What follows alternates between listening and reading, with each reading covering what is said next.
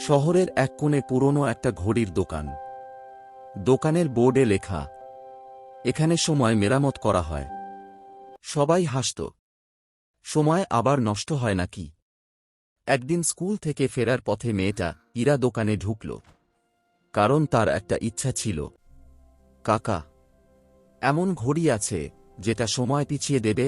দোকানের বৃদ্ধ তাকিয়ে রইল কিছুক্ষণ। তারপর কাউন্টারের নিচ থেকে ছোট্ট রূপালী ঘড়ি দিল। বলল, একবারই কাজ করবে, ভেবে ব্যবহার করো। ইরা ঘড়িটা নিয়ে বাড়ি গেল। সেই রাতেই তার ছোট ভাই সিঁড়ি থেকে পড়ে গিয়ে আহত হল। সবাই দৌড়াদৌড়ি করছে। ইরা কাঁদতে কাঁদতে ঘড়িটা চেপে ধরল। Tick tick tick. হঠাৎ সবকিছু থেমে গেল। তারপর সময় উল্টো দিকে চলতে শুরু করল। ভাই আবার সিঁড়ির ওপরে। এবার ইরা দৌড়ে গিয়ে তাকে ধরে ফেলল। দুর্ঘটনা ঘটল না, সব ঠিক।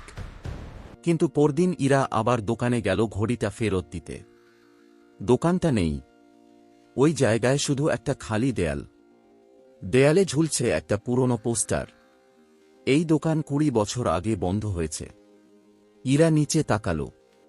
তার হাতে থাকা ঘড়িটা ধীরে ধীরে ধুলো হয়ে উড়ে গেল।